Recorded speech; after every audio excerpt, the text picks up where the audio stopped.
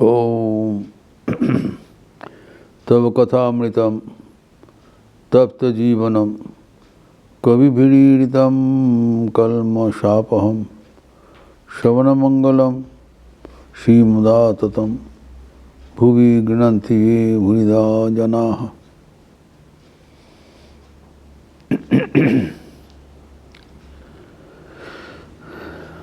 अहिल्या की स्तव के संपर्क में हम चर्चा कर रहे थे कि हमारे भीतर जो पूर्वकृत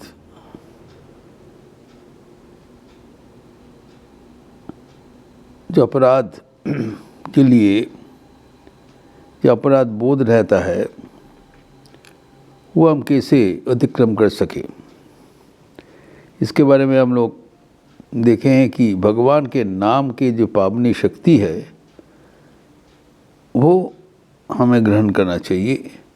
अगर वो पावनी शक्ति को हम याद करें तो उसके बराबर कोई भी पाप नहीं हो सकता है।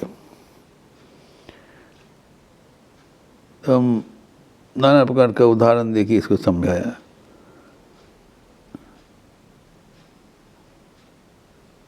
कि भगवान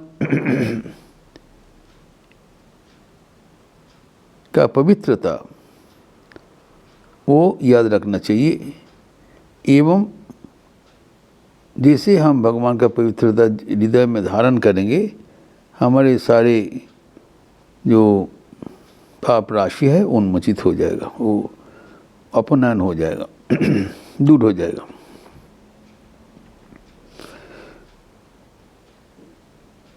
लेकिन हमारे भीतर जो एक कॉन्शियसनेस होता है, गिल्टी कॉन्शियसनेस, उसको हम कैसे अतिक्रम करें इसके बारे में हम लोग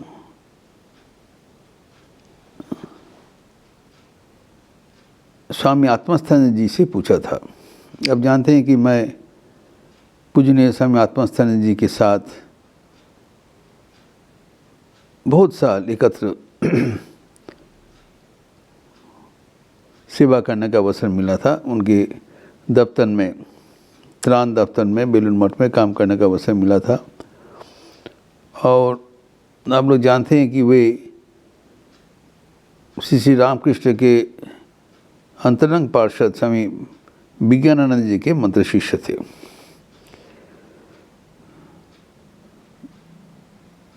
तो उन्होंने बताया कि उनके मन में भी ये संदेह था, तो उनके गुरुदेव स्वामी विज्ञानानंद जी से पूछा था हम कैसे हमारे जीवन में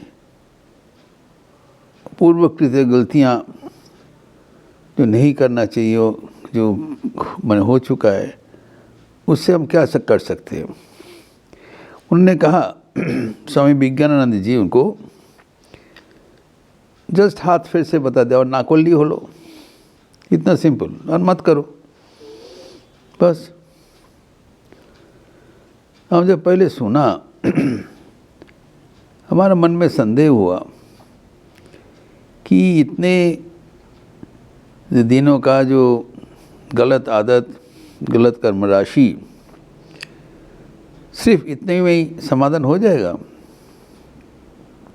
लेकिन परवर्ती काल में हम देखा जी ये 100% एक समाधान सूत्र है, जो कि हमारे विभिन्न शास्त्रों में इसका पुष्टिकरण है। तो श्रीमद् भगवद गीता में भी भगवान अर्जुन की ये बात समझाया, चैप्टर 9 वर्स 30, वहाँ पर कहा गया है, अपि चेत सुदुराचारो भजति माम अनन्यभाग साधुरेव समन्तव्य सम्यक व्यवसितो ही सह। अगर जो इसमें हम लोग चर्चा किया था, जो बहुत भयानक पापी भी उद्धार हो जा रहा है, इसमें लिंक दिया है कैसे उद्धार हो जाएंगे। तो हम लोग देखे जो अभी तक अहल्य का जो स्तव में था, भगवान हृदय में है, ये सोचते हुए उनके नाम स्मरण वरण करे एवं स्तव पाठ करे तब मुक्त हो जाएगा। तो यहाँ पर जो कहा गया है वह और दूसरा चीज़ है। अगर जो दुराचरणकारी व्यक्ति है,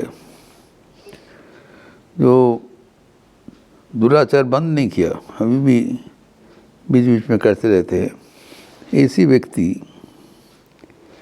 अगर भजती माम अनन्य भाग, भगवान का नाम अनन्य चित्त होकर भजन करे,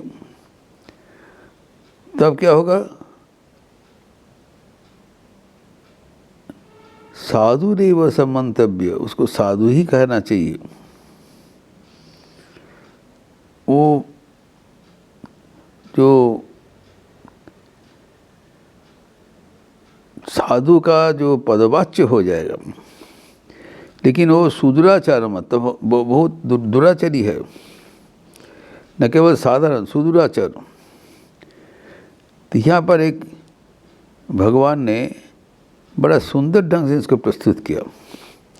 अगर कोई व्यक्ति दुराचरण कर रहे हैं, ये नहीं कह रहा है कि वो दुराचरण एक काल के में की रहा था, अभी भी कभी कभी दुराचरण कर रहे हैं, सुदुराचार। लेकिन वो व्यक्ति अगर भगवान को अनन्य होकर भजन करे, तब उनको दुराचारी का नहीं है, उसका सिरोपा उनको जो खत्म कर दिया जाए, वो पुण्यात्मा है। तो अभी ये जो कहा गया है कि जो दुराचारी व्यक्ति है वो अगर अनन्य चित्त होकर भगवान को भजन करे, तब उनको साधु ही कहना चाहिए।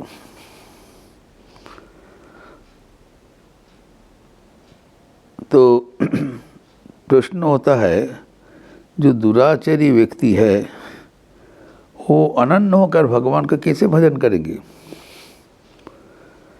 तो इनफिजिबल एक प्रपोजल। जो संत महात्मा भी अनन्य भाग होके भगवान को भजन करने में असमर्थ हो जाता है, और एक व्यक्ति दुराचारी है जो भगवान को भजन नहीं करता है, वो हठात भगवान को कैसे वो निरंतर भजन कर सकेंगे?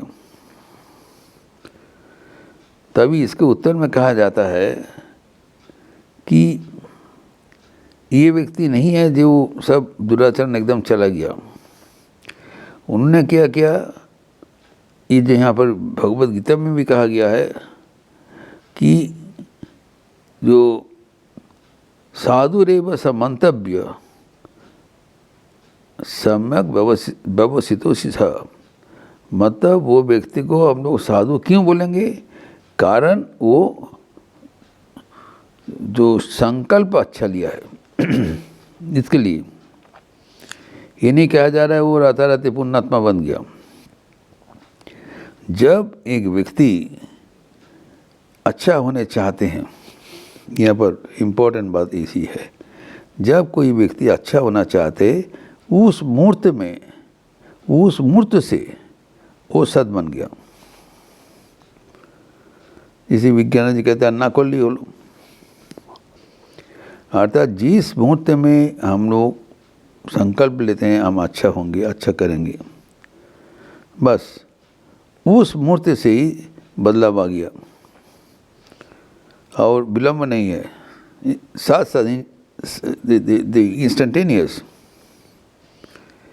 तो ये जो हमारा रिजॉल्व है, संकल्प है, संकल्प अनुसार ही इंसान बनता है। अगर कोई संकल्प लिया है कि मैं अच्छा बनूंगा, बस उससे आगे बढ़ जाएगा। ये संकल्प इज मोस्ट इम्पोर्टेंट। नाउ ये जो संकल्प, शुभ संकल्प जो कि लिया है, जैसे कोई व्यक्ति शुभ संकल्प लिया तो वो संत है, संत अनुसार वो जीवन यापन करे। तभी यहाँ पर जो कहा गया है, ये भजती माम अनन्य भाग, जो जो भजन करता है तो निरंतर भगवान को स्मरण करते हुए कर दिया जाए और उससे उसको साधु ही कहा जाएगा। ये नहीं कहा जा रहा है, इसमें दूसरा अर्थ है कि अनन्य भाग भजन करता मतलब नहीं है वो निरंतर भगवान को भजन करेंगे, उसके संभव नहीं है। निरंतर भगवान का भजन करना जो कुछ दिन पहले ही दुराचारी थे, ये असंभव व्यापार है। तो इसका अर्थ क्या है कि अनन्य भाग मतलब न अन्य अनन्य, अर्थात एकमात्र ईश्वर के छोड़कर और किसी को भजन नहीं करते हैं। जैसे एक पतिव्रता, ये नहीं है वो दिन भर एक ही कर्म करते, अनेक प्रकार का कर्म करते, लेकिन उनका जो पतिव्रता का मतलब पति के साथ ही उनका संपर्क है। सो ये जो पतिव्रता का जो रोल है वो हमें मानना चाहिए कि वो सिर्फ वो अपना स्वामी के साथ जो संपर्क किया है वो अनूठा है, अनन्य भाग, और किसी के साथ नहीं होगा। तो हमारे भी ऐसी निष्ठा होना चाहिए। जब हम एकमात्र भगवान को ही अपना इष्ट मनाया तो जस्ट वो एक भगवान को छोड़ के दूसरा किसी को नहीं भजते, उसको जानना है बस। जब कोई भगवान छोड़ के और किसी को अपना आश्रयदाता नहीं मानते हैं, इससे उनका कल्याण हो जाएगा। तो अभी जो कहा गया है,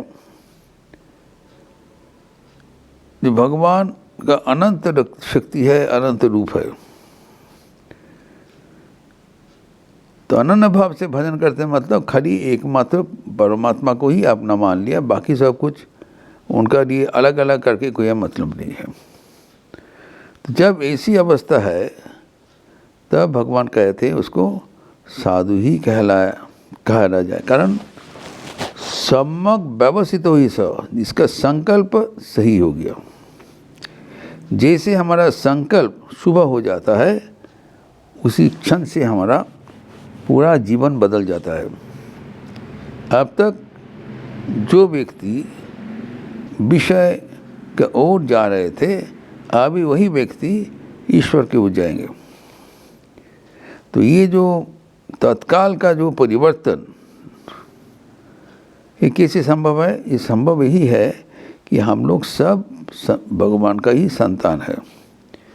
पापी पुण्यवान, धनी दरिद्र, नीच मूर्ख ज्ञानी, सभी एकमात्र परमेश्वर के संतान है। अब ये जो इनको करते हुए परमात्मा का अंश है, ये अभी नहीं भूलना चाहिए। We are not any sinners, we are all divine. प्रत्येक के भीतर देवत्व पूर्ण रूप से विराजमान है। तो अभी जो हमारे भीतर जो भक्ति भावना है उसको पुनर्जीवित करने के लिए कहा जा रहा है कि जो भी आप पहले किया था, जो भी कर्म किया था, उसके बिल्कुल उसे नहीं सोचना चाहिए। नई जीवन का दिशा गठन करे एवं नई संकल्प गठन करे। जैसे हमारा संकल्प शुभ हो जाएगा वैसे ही हमारा चित्र बदल गया।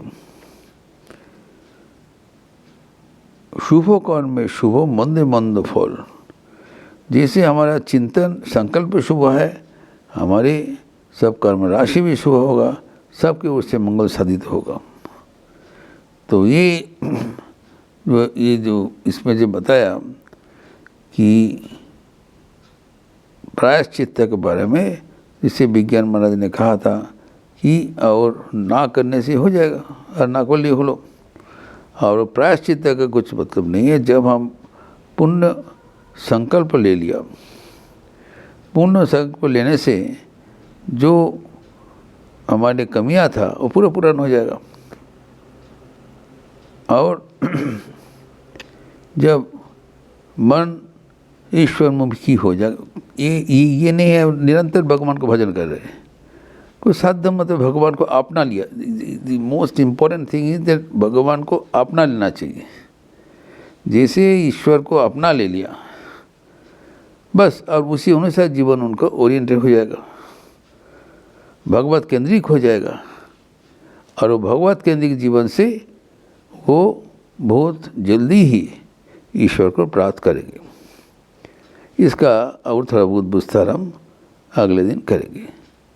ओम शांति शांति शांति। हरि ओम तत्सत। श्री राम कृष्णार्पणमस्तु। आज जप यज्ञ का अवसर है। 10 दिवसीय स्वामी विवेकानंद की जन्म जयंती का आज अंतिम दिवस है। सुबह से विभिन्न प्रकार कार्यक्रम जप यज्ञ से ये शुरुआत हुआ है, सुबह 5 बजे से रात 9 बजे तक। दूसरा है आज एक युवा सम्मेलन है, सुबह 9 बजे से 8:30 बजे से 1 बजे तक। मौन प्रार्थना, फिर भजन, पुष्पांजलि और निर्देशित ध्यान, ये पहला सत्र हो गया। फिर आगे जो 9 to 10 हो गया, 10 to 10:30 is that break for refreshments. तो फिर आगे 10:30 से 1 तक युवा सम्मेलन, जहाँ पर शिमला से आए हुए राम रूपानंद जी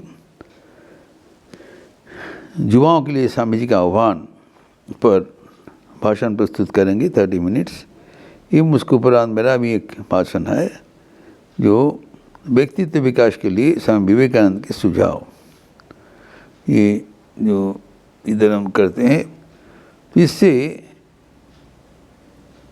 जो आज का जो प्रोग्राम है तो ध्यान से आप लोग अच्छा अटेंड करेंगे। बहुत अच्छा प्रोग्राम है। तो 1 बजे तक चलेगा। भजन होगा, गाइडेड मेडिटेशन है, पुष्पांजलि सुबह में है, एवं जो एक आर्यमा शुक्ला वो निर्वाण षटकम वो आवृत्ति करेंगे। उसके बाद हम लोग करेंगे एक छोटी सी 8 साल का लड़की, वो कैसे पूरा संस्कृत याद कर लिया, पूरा मंत्रादि याद कर लिया, वो भी आज प्रस्तुत करेंगे टू इंस्पायर द यूथ। और फिर शाम को आज स्वामी ब्रह्मानंद जयंती है, इसी अनुसार आरती के बाद उनकी जीवनी तथा वाणी पर चर्चा होगा। वो शिमला का जो राम रूपानंद जी वही करेंगे। मानस पुत्र स्वामी ब्रह्मानंद, श्री राम कृष्ण मानस पुत्र स्वामी ब्रह्मानंद। इसके बाद राम नाम संकीर्तन भी है। लेकिन आज तो शुक्ला द्वितीया, तो राम नाम संकीर्तन क्यों होता है? हमारे सभी आश्रम में मतलब जो राजा महाराज का तिथि पूजा के दिन एक अधिक राम नाम संकीर्तन होता था। कारण जब स्वामी ब्रह्मानंद जी दक्षिण भारत में जो भ्रमण किया, तब वहाँ पर उनको ये राम नाम संकीर्तन बहुत अच्छा लगा। तो वहाँ से नोट करके यहाँ पर मठ में वही परिचालना किया। वो स्वयं आके एवं सब वो ब्रह्मानंद जी के जो धारा अनुसरण करते हुए उनके जन्म जयंती में राम नाम संकीर्तन किया जाता है। तो सुबह से जप यज्ञ है, युवा सम्मेलन है दोपहर को, शाम को जो संध्या रीति के उपरांत राजा महाराज की जीवनी तथा वाणी पर प्रवचन एवं राम नाम संकीर्तन के साथ आज का प्रोग्राम कार्यक्रम एवं स्वामी जी के जन्मोत्सव जो चल रहा है समापन होगा। अब लोग अच्छा रहिए, स्वस्थ रहिए, आनंद में रहिए। नमस्कार।